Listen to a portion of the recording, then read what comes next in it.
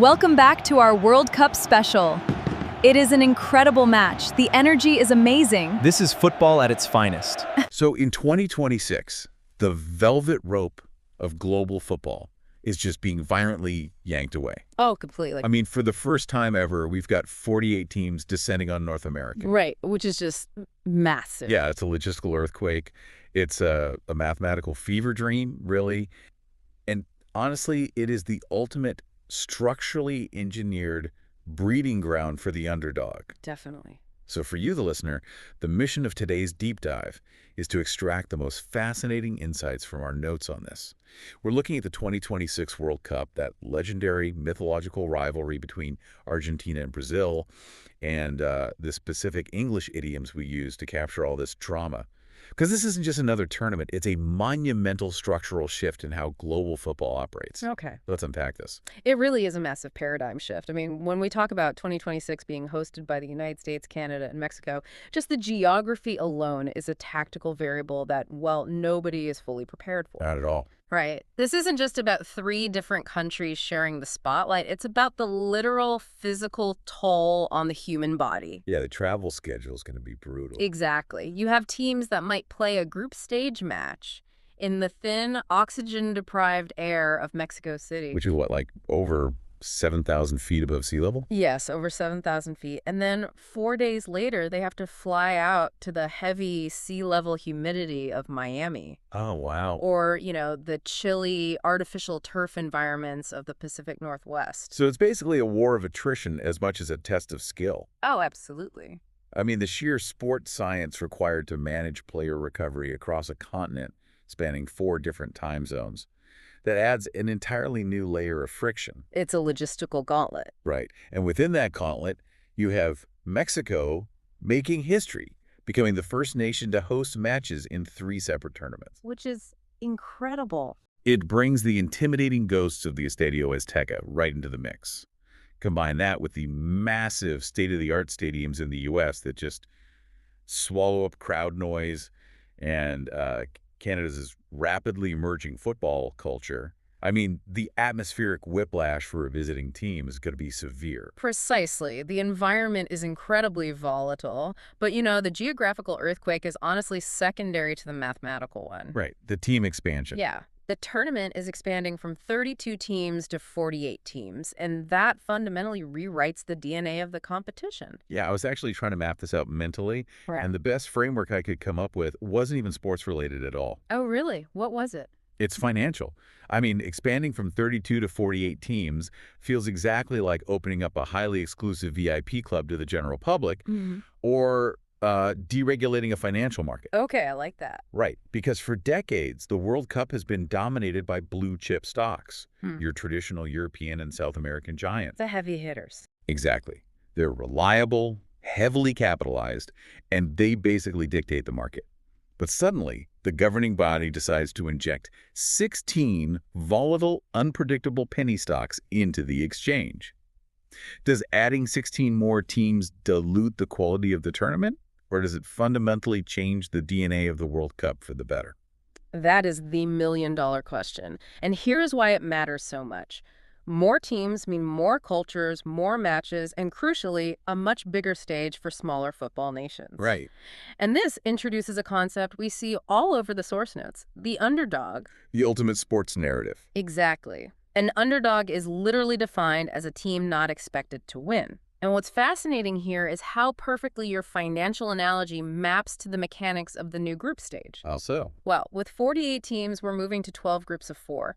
In this new format, the top 2 teams advance, but so do the 8 best third-place teams. Oh, wow. So you don't even have to be in the top half of your group necessarily. Exactly. Mathematically, that introduces immense statistical chaos. A smaller nation, one of your volatile penny stocks, might only need 3 gritty defensive draws. Just hold the line. Right. Or perhaps one incredibly lucky win to survive the group stage and advance. They don't necessarily have to beat the blue-chip giants, they just have to outlast the math. And that mathematical chaos is exactly what engineers the underdog phenomenon. We use that idiom constantly. But in this context, the underdog isn't just a sentimental narrative, is it? No, not at all. It's a statistical probability. Right, because when you dilute the concentration of elite talent by adding 16 teams that, historically couldn't even get past the qualifiers, you're setting the stage for some tiny, underfunded national team to suddenly find themselves defending a 1-0 lead against a global superpower in the 80th minute. And human beings are evolutionarily wired to root for that exact scenario. We really are. The psychology of the underdog is deeply compelling because it represents a disruption of the established hierarchy. When we watch a team of relatively unknown players, perhaps guys who play in second-tier domestic leagues, frustrating a team of multimillionaire superstars, it touches on a very primal desire. It's the ultimate David and Goliath. Exactly. We want to see effort and collective willpower triumph over systemic advantage. And the 48-team format is basically a factory designed to produce those highly emotional disruptions. But let's look at the historical reality of those disruptions for a second. Because the underdogs, they might create absolute chaos in the group stages. Sure. They might even pull off a shocking upset in the round of 32. But when you look at who actually lifts the gold trophy at the end of the tournament, Yeah. well, the Cinderella stories always strike midnight. Yeah, they usually do. The volatility shakes out, the market corrects itself, and the blue chip giants reclaim the boardroom, right? It is the brutal truth of the sport.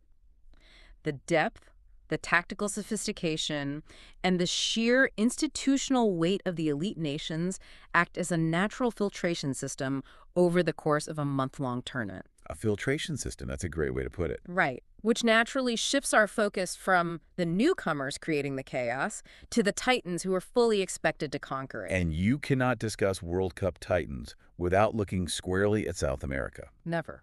Specifically, that monumental mythological rivalry between Argentina and Brazil. Let's analyze Argentina first, because their current state is just fascinating. Oh, it really is. They're stepping into this expanded arena undeniably on a roll. And I don't mean that as a cliche. The sources define on a roll as having a series of successes, and they literally possess a tangible kinetic momentum right now. They do. They're the defending champion. Exactly. But their power right now seems to stem from a massive tactical and psychological rebuild by their manager, Lionel Scaloni. They have this sky-high confidence, a strong winning mentality, and really impressive teamwork. Yeah, Scaloni's genius was recognizing that you cannot simply put 11 great players on a pitch and expect to win. It was basically Argentina's problem for years, right? Exactly. For a long time, they just hoped individual brilliance would save them.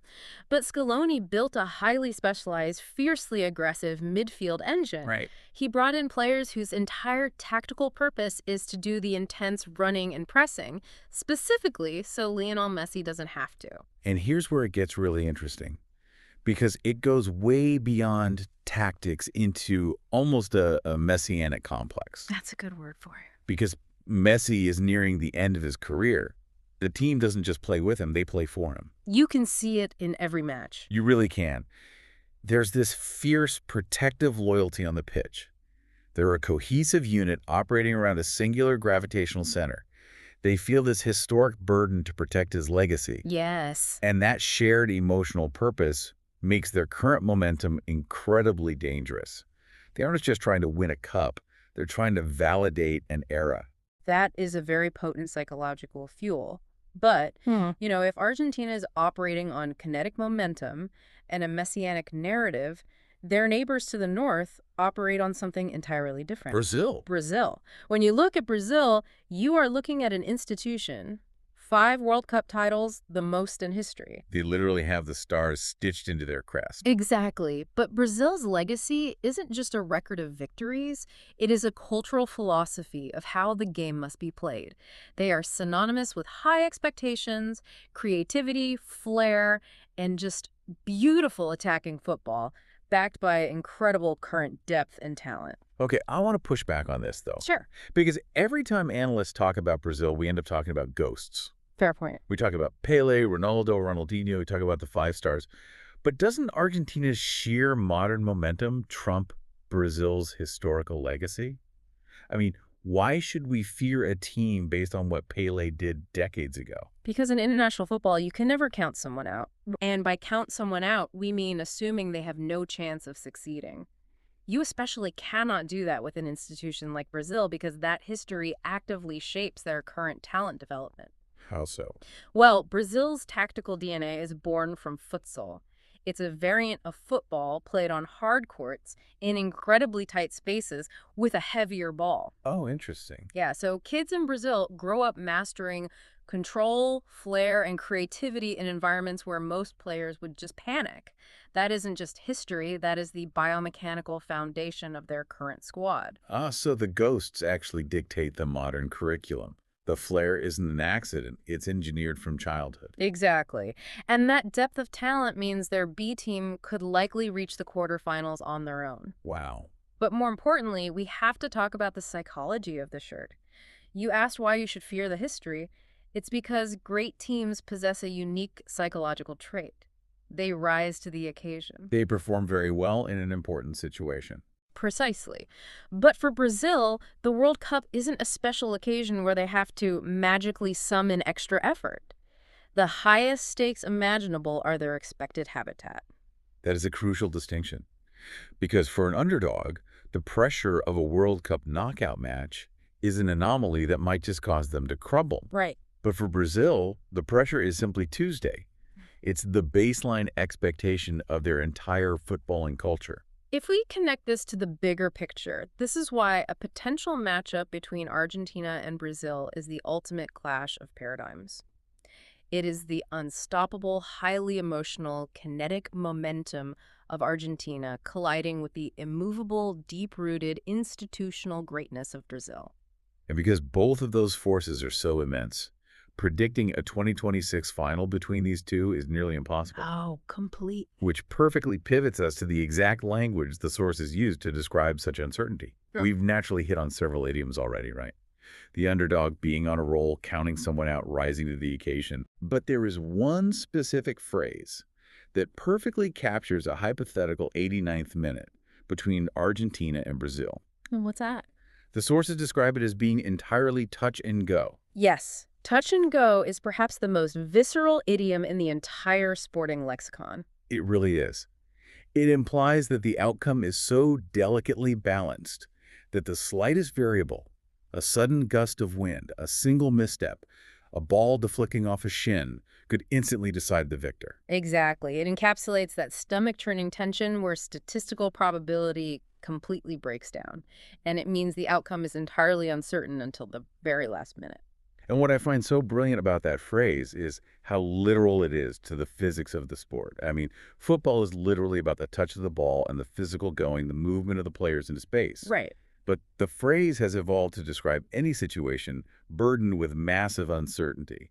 So what does this all mean for the listener who might just be trying to navigate their own daily challenges? What's fascinating here is how the language of sports perfectly mirrors the human experience. Oh, say more about that. Well, when you look at these English idioms we've extracted, underdog, on a roll, count someone out, rise to the occasion, touch and go, you realize they aren't just sports jargon. Right, they're everywhere. Exactly. They provide a psychological framework for how we process competition, risk, and human endeavor. Learning these terms through the lens of a thrilling topic like the World Cup makes the vocabulary memorable and highly applicable to everyday conversations, business, or personal goals. Yeah, think about how these dynamics map onto broader systems, like business or technology. Oh, for sure. When a disruptive tech startup, the underdog, enters a market, they usually operate exactly like Argentina right now. They're highly kinetic. They rely on sheer momentum, a tight-knit team, and usually a visionary founder whose gravity pulls the whole operation forward. Yes, they are on a roll. Exactly. They're on a roll, and they leverage that speed to bypass obstacles. But eventually, that startup has to compete against the legacy tech monopolies, the Brazils of the corporate world. Right. And the mistake the startup often makes is assuming the legacy monopoly is too slow or too tied to its past to compete. They count them out. A huge mistake. It is, because the monopoly has endless bench depth, massive capital reserves, and institutional memory. When their market share is truly threatened, they rise to the occasion because, well, survival at the top is their expected habitat. Yeah. The resulting clash for market dominance becomes entirely touch and go. That is a phenomenal lens. The idioms we use to describe a football match are actually perfectly compressed descriptors of systemic conflict. Whether it's a 48-team tournament or a global economic shift, we're always watching the tension between chaotic new variables and entrenched historical power. The language of the game survives and permeates our culture because the psychology of the game is universal. We use these phrases because they instantly communicate the invisible forces of momentum, hierarchy, and probability that govern our entire world. What an incredibly rich landscape we've navigated today. It's been fun. We started by mapping the massive continent-spanning logistics of the 2026 World Cup across North America, a tournament expanding from 32 to 48 teams, creating a mathematical breeding ground for underdogs to just disrupt the established order. A literal logistical earthquake. Exactly. Then we broke down the intense historic weight of the Titans of South America, contrasting Argentina's kinetic, messianic momentum with Brazil's sheer institutional weight and depth. And finally, we decoded the linguistic tools, those idioms we use to capture the drama of competition. It's a great reminder that sports are never just entertainment. They're a real-time laboratory for human psychology and systemic friction. Absolutely. And as we close out this deep dive, I want you, the listener, to take a look at the systems around you.